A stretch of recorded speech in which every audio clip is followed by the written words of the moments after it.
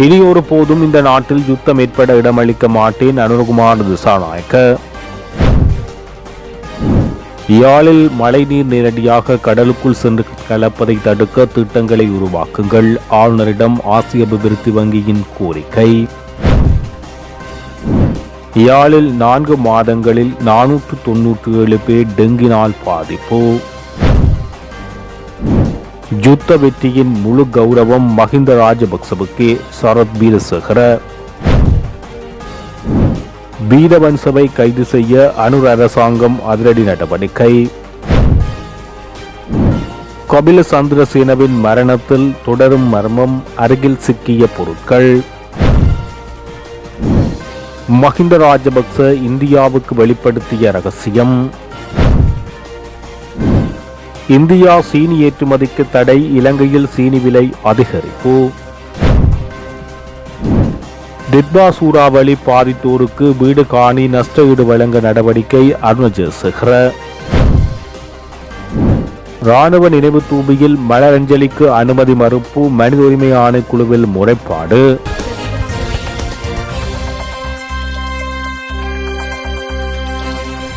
யாழ்ப்பாணத்தில் கடந்த 5 மாதங்களில் டெங்கு நோயால் 497 பேர் பாதிக்கப்பட்டுள்ளனர் என மாவட்ட செயலாளர் மருதலிங்கம் பிரதீபன் தெரிவித்துள்ளார். யாழ்ப்பாணம் மாவட்டத்தில் டெங்கு நோயை கட்டுப்படுத்துதல் தொடர்பான கலந்துரையாடல் யாழ்ப்பாணம் மாவட்ட செயலர் மருதலிங்கம் பிரதீபன் தலைமையில் நேற்றைய தினம் செவ்வாய்க்கிழமை மாவட்ட சிலக்கு கேட்போர் கூடத்தில் இடம்பெற்றது. இந்த கலந்துரையாடலில் தலைமை உரையாற்றிய மாவட்ட செயலாளர், யாழ்ப்பாணம் மாவட்டத்தில் 2026ஆம் ஆண்டு மே மாதம் வரை டெங்கு நோயினால் 497 பேர் பாதிக்கப்பட்டுள்ளனர். கடந்த 2 வருடங்களில் யாழ்ப்பாணத்தில் டெங்கு நோய் இறப்புகள் காணப்படவில்லை. இதற்கு முந்தைய வருடங்களில் பாதிக்கப்பட்டவர்களின் எண்ணிக்கை குறைவாக காணப்பட்டது. இந்த நிலையில் இனிவரும் காலங்களில் நோய் தாக்கம் அதிகரித்து காணப்படாத வகையில் அதனை தடுப்பதற்குரிய நடவடிக்கைகளை எடுக்க வேண்டும். தற்போது மழை பெய்து வருவதால் ஏற்படக்கூடிய டெங்கு நோய் பரவல் தொடர்பில் கவனம் செலுத்த வேண்டும். பொதுமக்களுக்கான போதிய விழிப்புணர்வின் அவசியத்தினை எடுத்து கூறி அனைவரும் ஒருங்கிணைந்த வகையில் செயற்பட வேண்டும் என தெரிவித்தார். பாராளுமன்றத்துக்கு அருகில் அமைந்துள்ள இராணுவ நினைவு தூபியில் மலரஞ்சலி செலுத்துவதற்கு பாதுகாப்பு பிரிவினர் அனுமதி மறுத்தமைக்கு எதிராக தேசிய சுதந்திர முன்னணியின் மத்திய குழு உறுப்பினர் கலாநிதி சுபுன் அபேசிங்க உள்ளிட்ட குழுவினர் செவ்வாய்க்கிழமை மனித உரிமை ஆணைக்குழுவில் முறைப்பாடு அளித்தனர். மத்திரமுல்லையில் அமைந்துள்ள இராணுவ நினைவு தூபிக்கு மலரஞ்சலி செலுத்துவதற்காக தேசிய சுதந்திர முன்னணியின் தலைவர் விமல் வீரவன்ச உள்ளிட்ட குழுவினர் வருகை தந்திருந்த போது அவர்களை அனுமதிப்பதற்கு போலீசார் அனுமதி மறுத்ததால் அங்கு பதற்ற நிலை ஏற்பட்டது. விமல் வீரவன்ச உள்ளிட்ட தரப்பினர் போலீசாரின் உத்தரவை மீறி குறித்த வளாகத்தில் நுழைந்திருந்ததுடன் கடும் வாய்த்தர்க்கம் ஏற்பட்டது. இந்நிலையில் குறித்த சம்பவத்தை முன்னிறுத்தி செவ்வாய்க்கிழமை மனித உரிமை ஆணைக்குழுவில் தேசிய சுதந்திர முன்னணியின் மத்திய குழு உறுப்பினர் கலாநிதி சுபுன் அபேசிங்க உள்ளிட்ட தரப்பினர் விடயம் தொடர்பில் விசாரணைகளை முன்னெடுக்குமாறு மனித உரிமை ஆணைக்குழுவிடம் முறைப்பாடு கையளித்துள்ளனர். தேர்தல் காலத்தில் வாக்குறுதி அளித்தபடி 12 லட்சம் ரூபாவுக்கு விட்ஸ் ரக காரை வாங்கும் மக்களின் கனவை நனவாக்குமாறு எதிர்க்கட்சித் தலைவர் சையத் பிரேமதாச அரசாங்கத்துக்கு சவால் விடுத்துள்ளார். நேற்று பாராளுமன்றத்தில் உரையாற்றும் போது எதிர்க்கட்சித் தலைவர் சையத் பிரேமதாச இவ்வாறான கேள்விகளை எழுப்பினார்.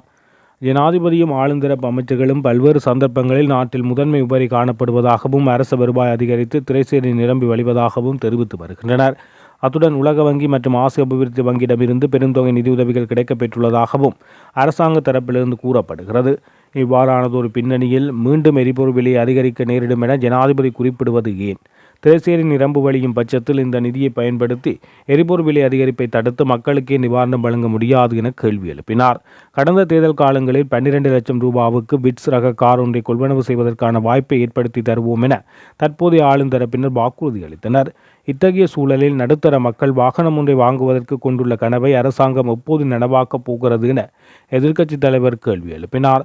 ஒரு நபர் மாதம் ஒன்றுக்கு 16,690 ரூபாவை கொண்டு வாழ முடியும் என அரசாங்கம் தெரிவிப்பதை கடுமையாக விமர்சித்த சையத் பிரேமதாச தற்போதைய வாழ்க்கை செலவுடன் இந்த தொகையை வைத்துக்கொண்டு ஒருவரால் எவ்வாறு வாழ முடியும் என கேள்வி எழுப்பினார். வெளிநாடுகளில் உள்ள இலங்கை தூதரகங்களை ஒரே இணையதளத்தினுள் ஒன்றிணைக்கும் செயற்பாடுகளை தற்பொழுது வெளிநாட்டவர்கள் அமைச்சு முன்னெடுத்துள்ளது. வெளிநாடுகளில் உள்ள இலங்கை தூதரகங்கள் தனித்தனியான இணையதளங்களை கொண்டிருப்பதன் காரணமாக இவற்றை தொடர்பு கொள்வதில் புலம்பெயர் இளைஞர்கள் உள்ளிட்ட பல தரப்பினரும் சிரமங்களை எதிர்நோக்கியிருந்தனர். இதனை நிவர்த்தி செய்யும் வகையில் வெளிநாடுகளில் உள்ள அனைத்து இலங்கை தூதரகங்களையும் ஒரே இணையதளத்தில் ஒருங்கிணைக்கும் செயற்பாடுகள் தற்போது முன்னெடுக்கப்பட்டுள்ளது. இதன் முதற்கட்டமாக தற்போதைக்கு புதுடெல்லி, மாலத்தீவு, நியூசிலாந்து, வெலிங்டன் உள்ளிட்ட 7 இடங்களில் அமைந்திருக்கும் இலங்கை தூதரகங்கள் ஒரே இணையதளத்தில் ஒருங்கிணைக்கப்பட்டுள்ளது. இதன் மூலம் நாட்டில் வசிப்போர், புலம்பெயர் இளைஞர்கள், வெளிநாட்டு முதலீட்டாளர்கள் மற்றும் சுற்றுலா பயணிகள் உள்ளிட்ட பல்வேறு தரப்பினரும் தூதரக அதிகாரிகளை இலகுவாக அணுகவும் சேவைகளை பெற்றுக்கொள்ளவும் வசதி செய்யப்பட்டுள்ளமை குறிப்பிடத்தக்கது. ஸ்ரீலங்கன் ஏர்லைன்ஸ் நிறுவனத்தின் முன்னாள் பிரதம நிறைவேற்று அதிகாரி கபில சந்திரசேன உயிரிழந்த இடத்திலிருந்து 20 மாத்திரைகள் கண்டெடுக்கப்பட்டுள்ளது. குறித்த மாத்திரைகளை அரசாங்க ரசாயன பகுப்பாய்வாளரிடம் சமர்ப்பித்து அறிக்கை பெறுமாறு கொழும்பு குற்றப்பிரிவு கோட்டை நீதவான் பசன் அமரசேன நேற்று உத்தரவிட்டார். பிரபல கிரிக்கெட் வீரர் அரவிந்த டி சில்வாவின் வீட்டுக்குள் கபில சந்திரசேன சந்தேகத்துக்குரிய முறையில் உயிரிழந்து கிடந்த இடத்திலிருந்து அடையாளம் தெரியாத 2 வகையான மருந்து மாத்திரைகள் கண்டுபிடிக்கப்பட்டுள்ளது. இதில் ஒரு வகையில் 9 மாத்திரைகளும் மற்றைய வகையில் 11 மாத்திரைகளும் இருந்ததாக கொழும்பு குற்றப்பிரிவின் அதிகாரிகள் தெரிவித்துள்ளனர். இதன் பின் இது தொடர்பாக பரிசீலித்த பின்னர் நீதவான் இந்த உத்தரவை பிறப்பித்தார். கபில சந்திரசேன வசித்து வந்த வீட்டிலும் சிசிடிவி காட்சிகள் எதுவும் பதிவாகவில்லை என்பது விசாரணையில் தெரிய வந்துள்ளதாக கொழும்பு குற்றப்பிரிவின் அதிகாரிகள் நீதிமன்றத்தில் தெரிவித்தனர். இந்த சம்பவம் தொடர்பான மேலதிக நீதவான் விசாரணை எதிர்வரும் 22ஆம் தேதி வரை ஒத்திவைக்கப்பட்டுள்ளது. யுத்த காலத்தின் போது சர்வதேச நாடுகள் அப்போதைய ஜனாதிபதி மஹிந்த ராஜபக்சவுக்கு யுத்தத்தை நிறுத்துமாறு கடும் அழுத்தங்களை பிரயோகித்த போதிலும் அவர் அதற்கு பணியாது உறுதியாக நின்று யுத்த வெற்றியை பெற்றுக் கொடுத்தார். இந்த யுத்த வெற்றியின் முழு பொறுப்பும் கௌரவமும் முதன்மையாக அரசியல் தலைமைத்துவத்தை வழங்கிய மஹிந்த ராஜபக்சவுக்கே சார வேண்டுமென முன்னாள் அமைச்சர் சரத் வீரசேகர தெரிவித்தார்.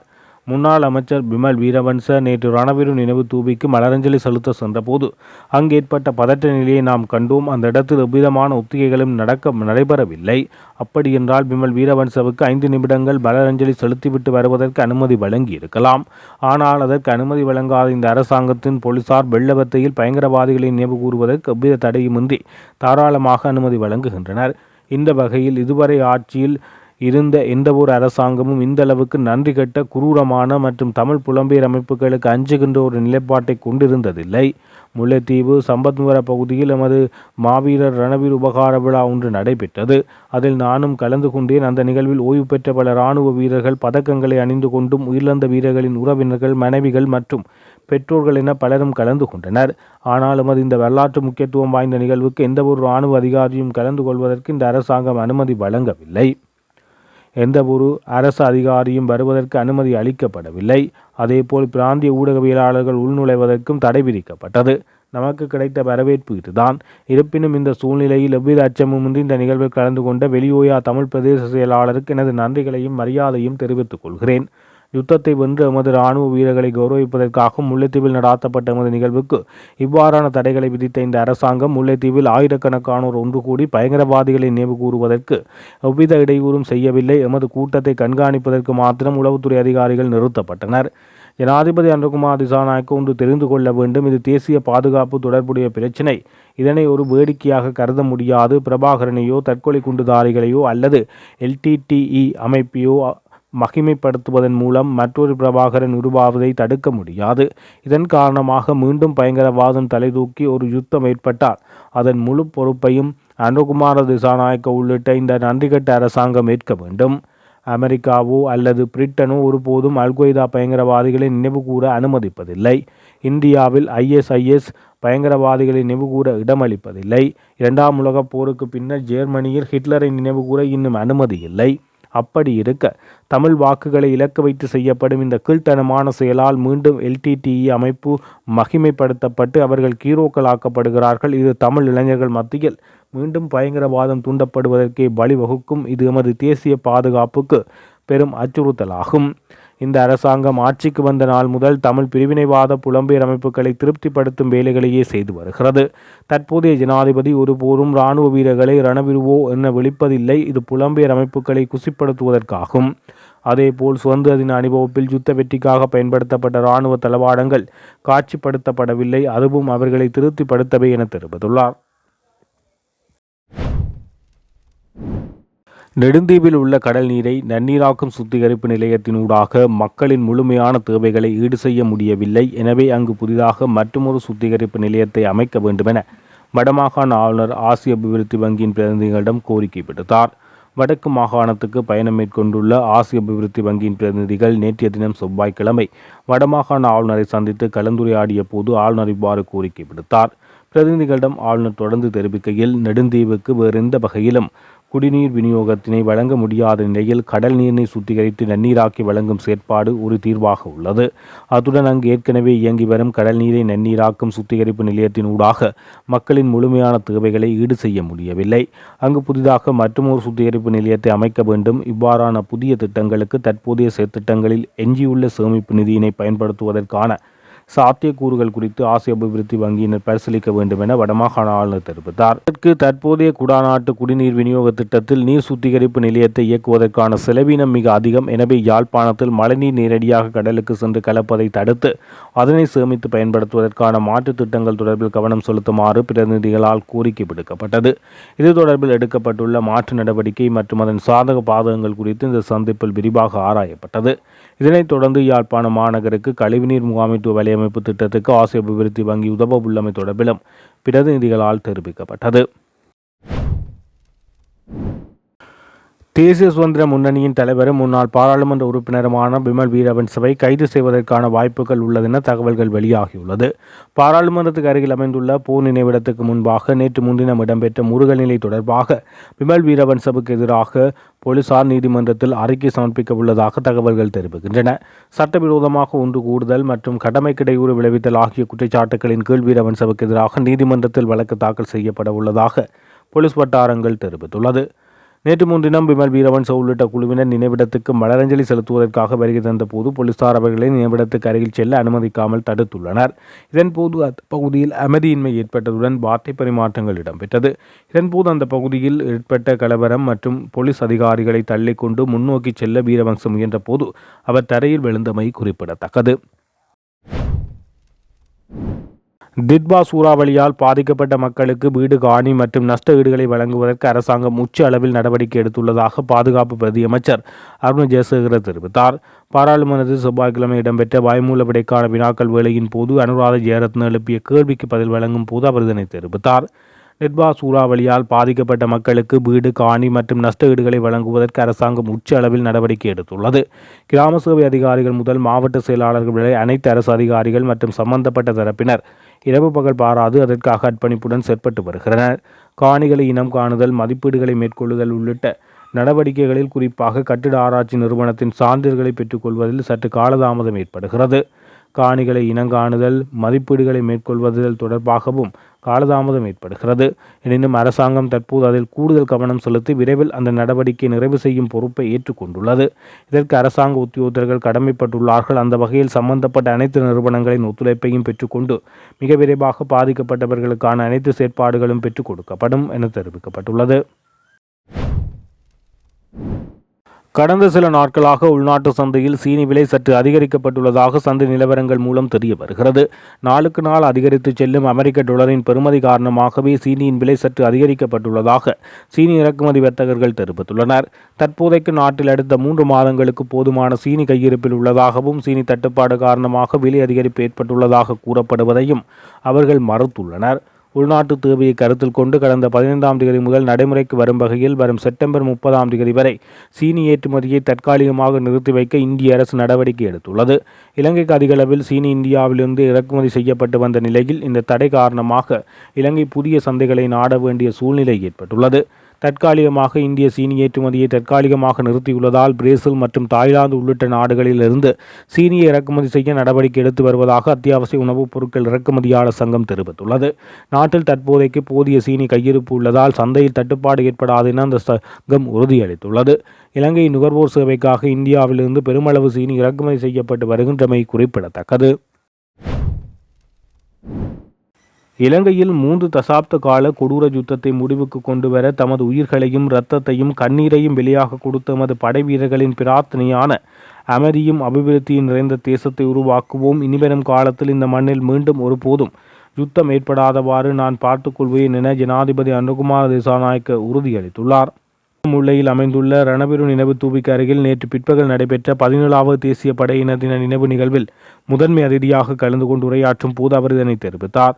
ரணபீரு சேவா அதிகார சபையினால் ஏற்பாடு செய்யப்பட்ட இந்த நிகழ்வில் இம்முறை முன்னெப்போதையும் விட அதிகளவான மறைந்த படைவீரர்களின் குடும்பத்தினர் பங்கெடுத்தனர். அண்மைய வரலாற்றில் தாய்நாட்டின் ஒருமைப்பாட்டுக்காக தோள் கொடுத்த நமது படையினருக்கு தேசத்தின் உயரிய மரியாதையை செலுத்துகிறேன். தமக்காக அல்லாமல் பிறருக்காகவும் நாட்டுக்காகவும் தங்களது பிள்ளைகளை அர்ப்பணித்த வீர தாய்மார்களுக்கும் தந்தையர்களுக்கும் தலைவணங்குகிறேன். உடல் உறுப்புகளை தியாகம் செய்த நமது சகோதரர்கள் என்று நமது இதயங்களில் மாவீரர்களாக வாழ்வார்கள். யுத்தம் எவ்வளவு அழிவானது என்பதை படைவீரர்களாகிய நீங்கள் அறிவீர்கள். போரினால் உலகை துண்டு துண்டாக உடைக்க முடியும். ஆனால் அமைதியால் மட்டுமே அதனை ஒன்றிணைக்க முடியும். சடலங்களின் குவியல்களின் மேலோ அல்லது இரத்த ஆறுகளுக்கு மத்தியிலோ ஒரு மனித விமான சமுதாயத்தை கட்டியெழுப்ப முடியாது. நாம் போரின் கதையை வரலாற்றை இடம் ஒப்படைத்துவிட்டு அமெரிக்கான நிலையான பாதையை தேர்ந்தெடுத்துள்ளோம். நான் யுத்தம் நல்லதா கெட்டதா என விவாதிக்க வரவில்லை. ஆனால் மீண்டும் ஒரு யுத்தம் வராமல் தடுக்கும் பொறுப்பை ஏற்கிறேன். நமது பாதுகாப்பு பிரிவினர் தங்களது கடமைகளை சரியாக நிறைவேற்றினார்கள். அவர்கள் பிரிவினைவாதத்துக்கு எதிராக யுத்தம் செய்தார்கள் தவிர எந்த ஒரு இனத்துக்கும் எதிராக அல்ல. இந்த தாய்நாடு சிங்களவர்கள், தமிழர்கள், முஸ்லீம் ஆகிய நாம் அனைவரும் எங்கும் வாழ்வதற்கான உரிமையை கொண்டது. சுயநலமிக்க அதிகார பேராசை கொண்ட அரசியல்வாதிகளின் தீவிரவாத நிகழ்ச்சி நிலைகளே மனிதர்கள் பிறந்தனர், பிரிந்தனர். அரசியல் நாகரிகமானது மனித நேயத்தை ஒரு கால்பந்தாக மாற்றியது. வெறுப்பையும் குரோதத்தையும் விதைக்கும் பழைய அழிவு பாதையை தற்போதைய அரசு முற்றிலும் நிராகரித்துள்ளது. இதற்கு பதிலாக ஒற்றுமை, சட்டம், நீதி மற்றும் சுபீட்சத்தை நோக்கி மக்களை இட்டுச் செல்லும் புதிய பாதையை தேர்ந்தெடுத்துள்ளது. இந்த திருப்பு முனையில் எவ்வளவு கடினமான சவால்கள் இருந்த போதிலும் அச்சமுன்றி உறுதியுடன் நாம் முன்னோக்கி பயணிப்போம் என தெரிவித்துள்ளனர். கோடபய ராஜபக்ச ஜனாதிபதியாகவும் மஹிந்த ராஜபக்ச பிரதமராகவும் நிதியமைச்சராகவும் ஆட்சி அதிகாரத்தில் இருந்தபோது இலங்கையின் பொருளாதாரம் வீழ்ச்சியடைந்து நெருக்கடி ஏற்பட்டமை தரவுகளுடன் நிரூபிக்கப்பட்டுள்ளது. ஆனால் அவர்கள் அதற்குரிய தீர்வுகள் எதையும் எடுக்காமல் வீழ்ச்சியடைவதற்கு இடமளிக்கப்பட்டிருந்தமை உறுதி செய்யப்பட்டுள்ளது. 2020 ஆண்டு பிப்ரவரி மாத ஆரம்பத்தில் நிதியமைச்சராக இருந்த மஹிந்த ராஜபக்ச இந்தியாவின் தி ஹிந்து நாளிதழுக்கு அளித்த பேட்டி ஒன்றின் மூலம் இது உறுதியாகியுள்ளது. இலங்கையில் வெளிநாட்டு கடன்களை செலுத்த முடியாது எனவும் கடன் மறுசீரமைப்பு மற்றும் அவகாசம் தேவை எனவும் அவர் அந்த நாளிதழுக்கு வழங்கிய செவ்வியில் அவ்வாறு தெரிவித்துள்ளார். ஆனால் அதற்கான எவ்வித செயற்பாடுகளிலும் அவர் ஈடுபடவில்லை. எவ்வாறாயினும் கோடபய ராஜபக்ச ஜனாதிபதியாக பதவியேற்ற உடனே அரசாங்கத்தின் வரி வருமானத்தை பெருமளவு குறைத்திருந்தார்.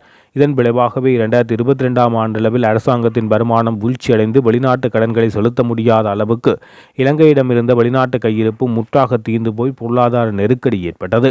மஹிந்த ராஜபக்ச தி ஹிந்து நாளிதழுக்கு வெளியிட்ட கருத்துக்களை ஆதாரமாக கொண்டு எதிர்க்கட்சி தலைவர் சயித் பிரேமதாசா 2020 ஆண்டு பாராளுமன்றத்திற்கு ஆதாரமான கருத்துக்களை வெளியிட்டமை குறிப்பிடத்தக்கது. எதிர்க்கட்சி தலைவர் சயித் பிரேமதாசா அன்றைய பொருளாதார வீழ்ச்சி தொடர்பில் எச்சரிக்கை விடுத்தமையும் குறிப்பிடத்தக்கது.